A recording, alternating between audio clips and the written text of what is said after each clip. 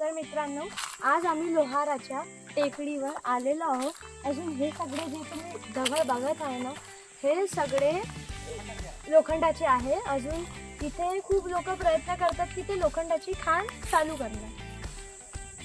हा निसर्ग किती सुंदर आहे बघा। हा निसर्ग आपल्याला आयरन पेक्षा किंवा लोह्यापेक्षा खूप महत्त्वपूर्ण आहे।